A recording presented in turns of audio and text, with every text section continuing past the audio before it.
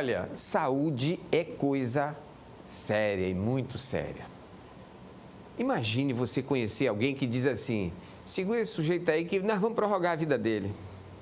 Você imagina que tem alguém na Terra com essa capacidade? E alguém alagoano. Eu conheço gente que foi para São Paulo para fazer tratamento lá em São Paulo. Eu disse, por que você está fazendo aqui? Volte para Alagoas, que lá está o melhor.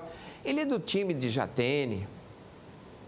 Ele é do time dos pioneiros dos transplantes de coração no Brasil. Com certeza, você que está me vendo agora já ouviu falar do nome dele. E como eu, talvez, nós somos fãs. E ele, de vez em quando, vai lá para a política também, mas nós vamos saber se combina medicina, coração, com a política, esta política que está aí. Eu acho que tem lugar para espaço para todos, mas ele é um patrimônio de Alagoas, é um patrimônio do Nordeste. É também o homem que o governo federal, de diversas tendências, teve que parar para ouvi-lo. Meu entrevistado de hoje é José Vanderlei, deputado, agora deputado, do MDB, do MDB. Mas não tem nada a ver com ele, ele é maior do que essa política, é maior, tão grande quanto a medicina. Primeiro, eu quero dizer para o senhor, assim, do fundo do meu coração, é uma honra poder entrevistar você mais uma vez. Eu já fiz matéria com você nacionais, por diversos órgãos de comunicação, e agora estou tendo essa chance de entrevistar uma pessoa que, eu não posso dizer que mais, você perdeu a condição de ser amigo, porque eu sou fã, né? Primeiro, eu quero dizer como vai o doutor Vanderlei. Muito obrigado. Nós estamos indo bem, né, na vida, né? Chegar a 74 anos, ainda querendo fazer as coisas, ainda sonhando, então isso é um privilégio, né? Que a biologia, né, e alguma coisa superior nos permite, né? O senhor vem de uma história lá, finalzinho dos anos 70, anos 80, o senhor volta para Alagoas e aqui o senhor inicia, o senhor que é de um time forte, né, Zerbini, Adib Jatene, para implantar um sistema avançado de cardiologia em Alagoas. Como é que se deu essa vinda, essa retomada de um projeto tão audacioso? Eu acabei a faculdade de medicina na UFAL, né? Há exatos 50 anos, agora em dezembro a gente 50 completa. anos de medicina. E acidentalmente eu me meti em cirurgia cardíaca. E aí descobri um mundo novo, né? A cirurgia cardíaca, no começo da década de 70, ela estava se emancipando, né? Se tornando uma coisa segura, né? O que só veio acontecer efetivamente na década de 80. E aquele fascínio foi muito grande, né? Muito sofrimento, né? Para aprender. E eu não tive mais como sair disso, né? Porque o conhecimento, ele cada vez mais te desafiando, e você descobrindo que tem mais coisas para fazer. Bom, quando eu terminei a residência, formalmente, eu literalmente, uma pessoa que terminava cirurgia cardíaca... Você fez a residência lá ou aqui? No Rio de Janeiro, né? Não tinha cirurgia cardíaca aqui no Nordeste, só Recife e Fortaleza. E aí eu senti a necessidade de me tornar uma pessoa socialmente, né, útil.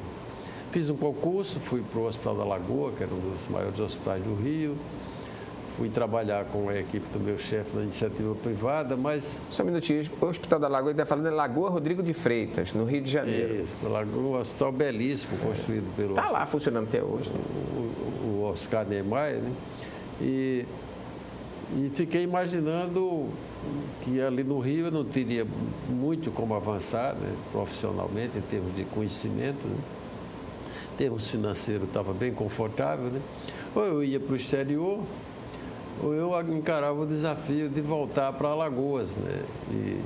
E isso que me tocou e me induziu para esse caminho é que eu tinha um amigo da faculdade que ficou esperando para uma cirurgia de válvula mitral, que era muito comum naquela época, com a doença reumática, para ser chamado para o Hospital das Clínicas da Universidade de São Paulo, e nunca foi chamado. Ele morreu Sem fazer a cirurgia.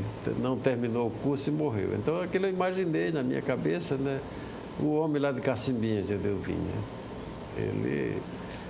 Esse não tem amigos importantes, né?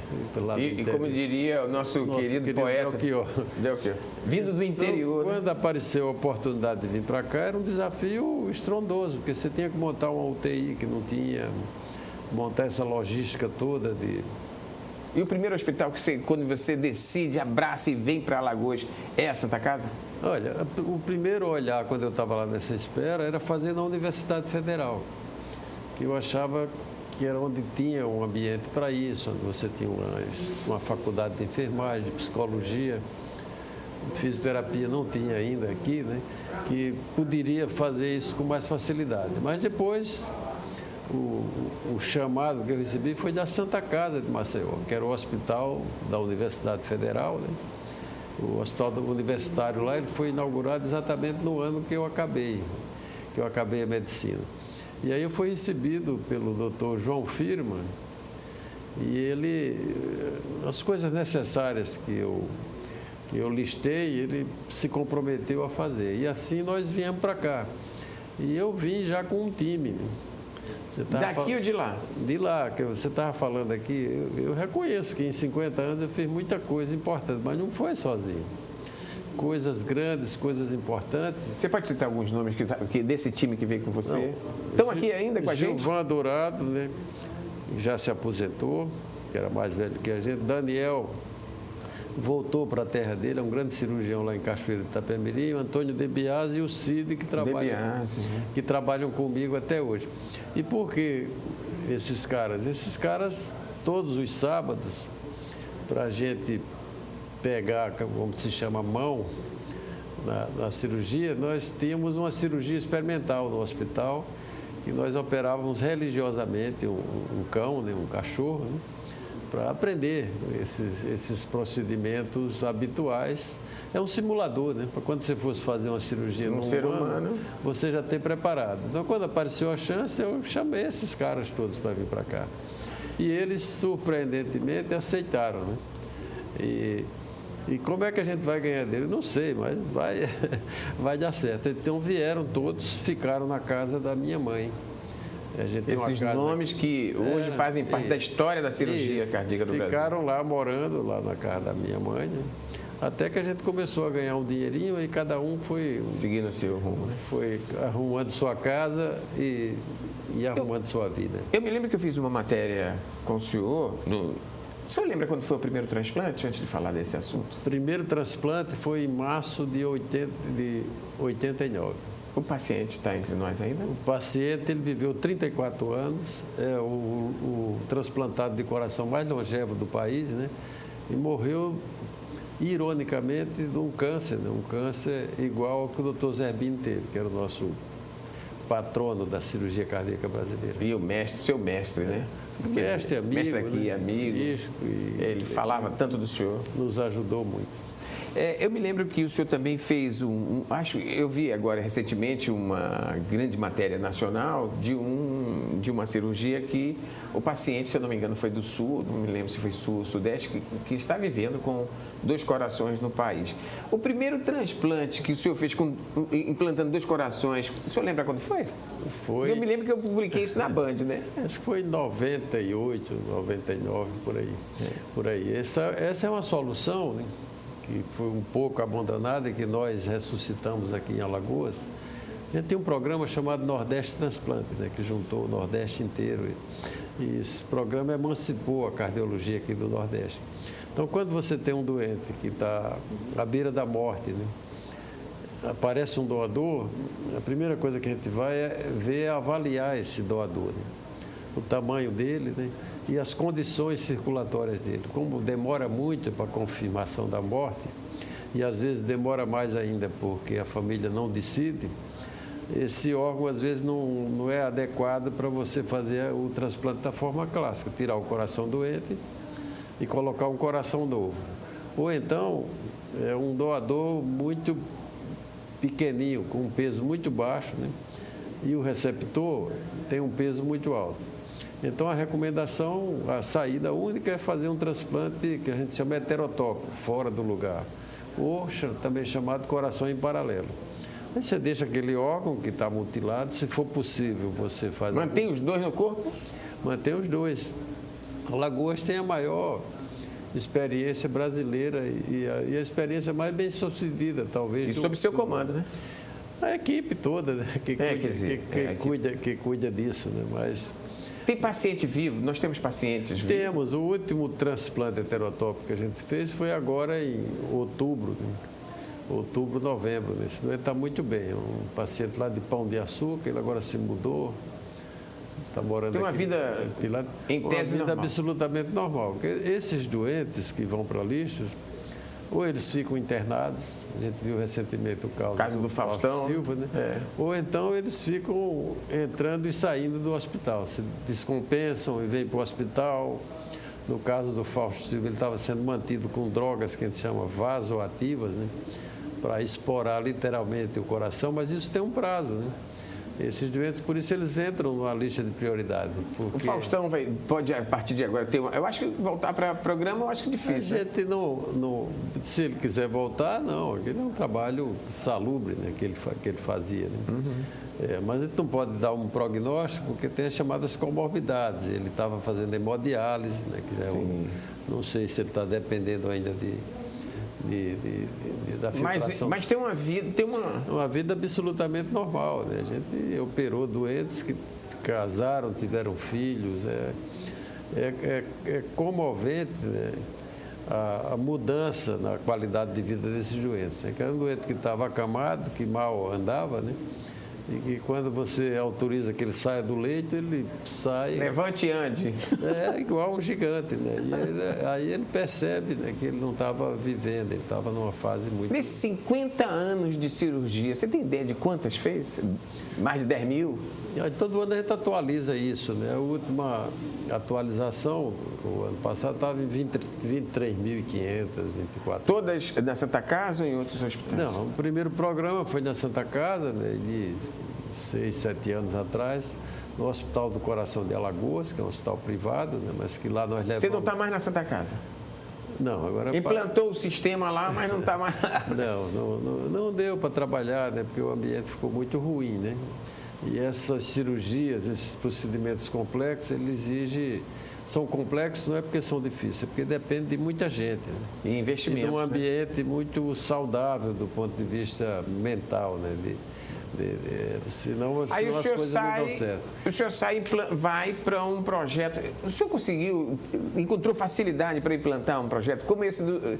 O senhor acho que devia estar vendo aí muitas crianças morrendo e implanta o Hospital do Coraçãozinho. Como é que foi isso? Tudo depende das pessoas, né? Quando a Santa Casa não pôde mais atender, tomou a decisão de atender as crianças, nós nos reportamos à Defensoria Pública e eles entraram com ação civil pública, ainda no governo do Teotônio Vilela, né, que veio ter consequência no governo do Renan Filho. Então, a gente, com a Casa do Coraçãozinho, a gente passou a atender a criançada. Isso já foi um alento. Mas os adultos, eles ficaram com fila de espera que iam há 2 anos. E não era comum, quando a gente conseguia encaixar esse doente, a família ligar, agradecer, mas dizer que ele já morreu. Então, isso doía muito, né? E eu fui um dia ao HGE atender um amigo meu que tinha internado lá e fiquei estarrecido com pessoas que estavam lá esperando ser transferido para um hospital que pudesse ser operado com 30 dias, 40 dias, 50 dias. E aí, nesse dia, eu me encorajei e pedi ao governador para fazer uma reunião com o secretário de saúde, que era o doutor... Que governador era? Renan Filho. O secretário de saúde, o Alexandre, com o diretor do HGE, e levei para ele... O projeto? Levei para ele essa aflição, né? E que ele tinha que fazer isso, porque o governador mais bem-sucedido que eu tinha visto na minha geração, eu defendi a causa assim, e que o filho que estava lá com o pai internado numa maca ou numa cadeira, esperando a cirurgia, ele não acreditava que o governador não era capaz de resolver essa aflição. E ele, a princípio, relutou, mas depois vieram outros testemunhos, e aí ele aceitou fazer um hospital de cardiologia, que é o terceiro do Nordeste, um hospital público dedicado à cardiologia. Quer dizer, atende todo mundo, ricos e pobres, SUS? Só atende SUS. Esse é para 92% da população alagoana, que depende do sistema. E tem salvo muita gente? Tem. O hospital, esse ano, foi inaugurado no dia 2 de setembro do ano passado. Né? Ele já fez 480 cirurgias. Então, esse é um número... E desses 480, você diria 90% bem-sucedidas? Bem-sucedidas, e cirurgias difíceis, porque eram doentes que estavam internados em toda a rede que foi montada pelo Renan Filho. Então, são doentes graves, né? Os rapazes, os jovens lá deram uma resposta adequada ao estímulo, né? E a oportunidade que receberam. Para você ter uma ideia da dimensão disso, nós levamos 10 anos na Santa Casa, quando começamos a unidade, para chegar a esse número. Entendeu? E nós podemos dobrar isso e até triplicar, né? Nós estamos... Não precisa mais sair de Alagoas para fazer um tratamento de coração em São Paulo, no Hospital das Clínicas? Não, nunca precisou isso. Né? O que desde esse tempo para cá, de 80 para cá? Diminuindo as vagas. O que Alagoas não dispõe ainda é o atendimento de cirurgias complexas para neonatos. Porque a complexidade não é a cirurgia, é o cuidado, né, que exige uma equipe muito grande, treinada, com neonatologistas, cardiopediatras, intensivistas pediátricos, né, mas que o plano do Hospital do Coração Alagoano, Dr. Adib já tem, ele já montou a estrutura, é que quando organizar de forma sólida a parte de cardiopatia de adulto, é a gente fazer isso lá, para a gente não depender dos outros estados. Mas a Casa do Coraçãozinho, ela gerencia isso, né? Nós temos parceiros aqui, que eu chamo rede de afeto. O papel que Alagoas, né, que nós representamos na interiorização da cardiologia e da cirurgia cardíaca, me permitiu que eu abrisse essas portas. Né? O IMIP, o PROCAP, o Hospital Português de Recife, eles dão uma ajuda extraordinária aqui para os alagoanos. Hoje você tem facilidade, né? Tem SAMU transportar, isso, você órgãos, vai. Né? E nós recebemos a visita do Dr. Elvésio, que é o secretário de Atenção Especializada do Ministério da Saúde, e lançamos um grande programa, que é um programa de infarto para atender todos os alagoanos, onde chegar vai ter um diagnóstico rápido e um tratamento adequado. E já marcamos com ele, que hoje é uma dificuldade a cirurgia pediátrica no país inteiro, né? Para a gente conversar um pouco de como regionalizar isso. Né? Quer dizer que Alagoas pode ser um centro? Pode ser, e a gente tem que ajudar, sobretudo, com a capacidade que a gente sempre teve de arranjar soluções. Que aquela unidade da Santa Casa, as pessoas vinham de fora para ver como é que a gente conseguia fazer aquilo com tão pouco. E agora vocês estão conseguindo atrair pessoas para ver? Para ver. Então, o Hospital do Coração Alagoano, ele disse o governador, uma vez quando a gente foi mostrar para ele... O Hospital do Coração Alagoano é público? Público. O Hospital do Coraçãozinho também é público? Público também, tudo é SUS. Do SUS. Hoje... Agora, para tudo isso, o senhor teve que se envolver com a política. O senhor entrou na política quando? Eu acho que desde que eu nasci, né? A nossa geração, não dá para a gente falar assim, que nós vivemos um período da ditadura, agora, não era? Exatamente. Mas desde você nasce, às vezes, com um olho para aquilo. Né? Eu fui educado num colégio de padres holandeses, em Palmeira dos Índios. Eu nasci na zona rural de Cacimbinha, né? Que era um povoado de Palmeira dos Índios. Mas o destino me levou para esse colégio. Eu quero fazer mais um parênteses. Nós estamos entrevistando o doutor José Vanderlei, sertanejo, já foi a Cacimbinha, no sertão? É ali perto da terra da Marta, isso. 2 Riachos. Já é o início do Alto Sertão. E ele é uma referência para o mundo. Então a gente pode tudo, não importa o lugar, a gente também tem que querer. Agora, o que muita gente tem... Porque quando se fala na política, a gente... Acho que o senhor também... A gente fala com as orelhas bem atentas. Muita gente entrou na política, o senhor teve que entrar na política para poder conseguir esses hospitais, para conseguir convencer as pessoas e para ter uma força também a mais para poder garantir o recurso público. Quantos partidos o senhor já passou nesse tempo que o senhor está na política? Só um. Qual? O MDB. Mas quando o senhor entrou na política, o MDB já era presidido pelo Renan Pai? Não, era presidido pelo Djalma Falcão. Djalma Falcão, ex-prefeito de Maceió, falecido. Fui deputado federal, fui depois prefeito. Mas eu queria completar esse meu raciocínio desse colégio para chamar, do colégio de... chamar a atenção da importância que tem a educação. Boa. No sentido completo. Então, eu fui parar desse colégio de padres holandeses, onde tinha teatro, onde tinha o jornal do colégio. A primeira curiosidade que eu tinha, eu achei que eu podia ser jornalista, porque aprendia... Por isso que a gente tem essa ligação. Aprendi a escrever, então isso tinha trabalhos comunitários com os índios lá, com a comunidade indígena. Então aquilo formou a gente, em vez de preparar para o vestibular, preparou para a vida aquela geração. Mostrou uma política maior, né? Mostrou isso, e da importância de você participar. Então, política partidária, eu nunca pensei em entrar nisso, né? Porque a medicina sempre me absorveu muito, né? E me custava muito tempo, né? E muita articulação com o Ministério da Saúde. Tive que ser presidente das sociedades médicas todas, fundar sociedades, a Alagoana de Cardiologia, Norte-Nordeste de Cardiologia, Norte-Nordeste de Cirurgia Cardíaca. Recentemente fundamos a Academia Brasileira de Cirurgia Cardíaca para venerar essa geração que me antecedeu e que possibilitou que a gente chegasse aqui, mas nunca pensei em ser candidato a nada, né? Mas o senhor chegou ano passado a vice-governador de Alagoas. Como foi isso? Não, já fui 2 vezes, né? Uma vez fui candidato a prefeito de Maceió. Né? Foi. Porque numa circunstância inusitada. O nosso candidato era o Teotônio, do PSDB, né?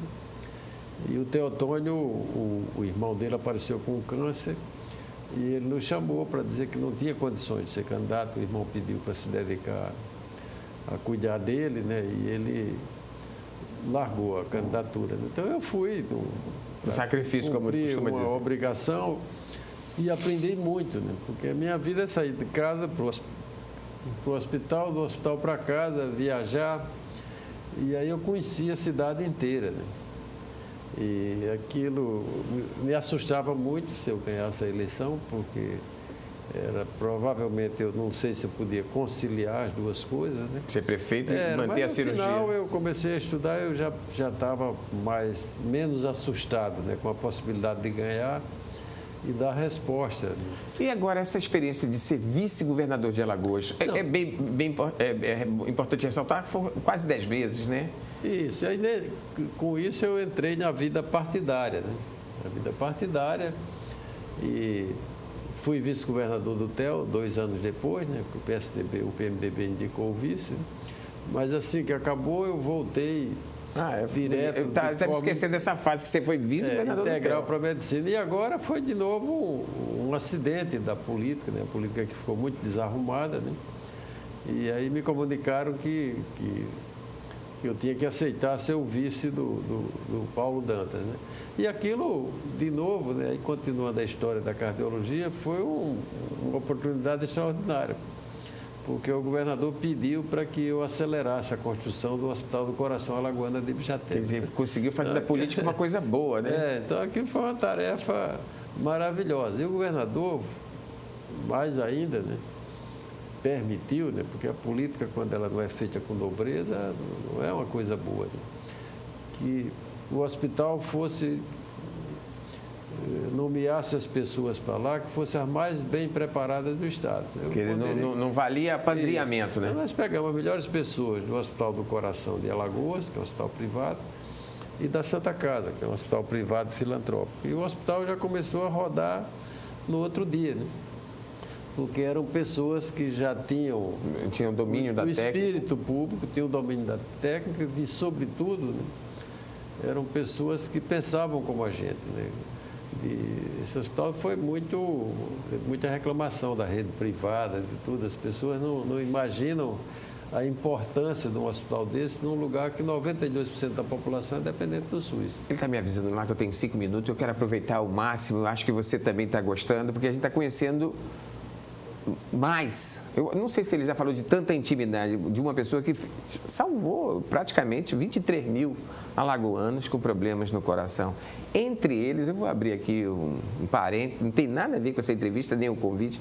Entre eles, meu sogro, que morreu de outra doença. Coração, eles ajudou a lá resolver, a sarar, como diz o povo do interior. Mas desse episódio, agora o senhor hoje é deputado estadual. Eu vou acelerar um pouco, com o compromisso de você, mas aqui na frente, quando ele voltar para um outro projeto político, convidá-lo de novo. Mas o senhor agora é deputado estadual. Quer dizer, o senhor abandonou a medicina? Não, de jeito nenhum. Continua trabalhando como cirurgião? Atuando na rede privada, né? Consegue encontrar tempo? Consigo, né? Assembleia à tarde, né? E sou voluntário, né? No Hospital do Coração Alagoano. Faz cirurgia ainda, doutor? Faço, né? Faço cirurgia. Semana passada nós operamos lá no Hospital do Coração Alagoano. Quarta-feira eu vou estar lá na reunião clínica e saio de lá direto para a Assembleia. Agora, a política, o senhor já conhece ela. Hoje, nós estamos gravando nessa segunda-feira, né? Dia 11. Hoje teve uma reunião do MDB. Se fala que o MDB está se buscando um candidato a prefeito de Maceió. Pode ser um outro acidente? Não, o MDB nunca teve problema de falta de candidato, de nomes bons para ser candidato. Eu reconheço que ele sempre teve problema de ter um projeto de governo. A primeira vez que ele fez isso foi com o Renan Filho. E deu certo maravilhosamente. Então, no dia 15, na próxima sexta-feira, no Hotel Ritz, toda a cúpula nacional do partido, o presidente Baleia Rossi, o presidente da Fundação Luiz Guimarães, nossos prefeitos, o governador, a bancada federal, a bancada estadual, nós vamos nos reunir para começar um projeto para Maceió. O Caminho das Cidades, que é patrocinado pela Fundação Luiz Guimarães. Para que a gente tenha um livrinho de boas maneiras que nós vamos entregar ao nosso candidato, vai ter que ter um candidato. Nesse livrinho de boas maneiras, acho isso ótimo, excelente. Ensina o candidato como ele deve se comportar? Ensina o candidato como ele deve se comportar e quais são os deveres de casa que ele tem que fazer. Com dinheiro público? Isso, com dinheiro público, de saúde, educação, mobilidade urbana, todos esses problemas que afligem o homem comum. As pessoas de classe média, as pessoas ricas, talvez não precisem disso, mas precisam, porque eles têm empresas e essas pessoas dependem do SUS e têm que ser convenientemente atendidas, por exemplo. Precisam de uma boa educação.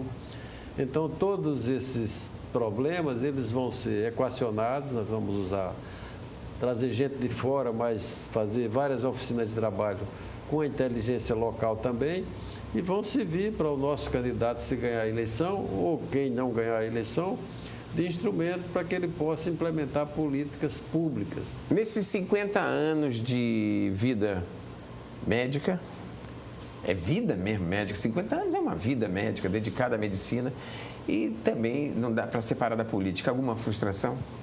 Não, nenhuma. As coisas que a gente não pôde fazer, a gente tentou, né? E eu brinco com meus residentes, meus alunos, que as minhas raivas duram meia hora. Depois eu vou me ocupar de coisas positivas. Isso não vale a pena a gente fulanizar. E em relação a Maceió, a gente quer mostrar com esse programa que a gente precisa, não é de salvador da pátria, né? O candidato milagroso que as pessoas ficam procurando para salvar a vida delas, mas de montar estruturas, né, que tenham racionalidade, né, que se fundamentem em questões técnicas e que as decisões políticas elas possam ser as mais acertadas possíveis para melhorar a qualidade de vida da população. Eu me comprometo, palavra de honra, eu me comprometo, ter que entrevistá-lo de novo. Eu vou esperar aí o MDB ver se as casualidades... Quero dizer para o senhor que foi muito bom entrevistar o senhor, muito grato. Eu que agradeço.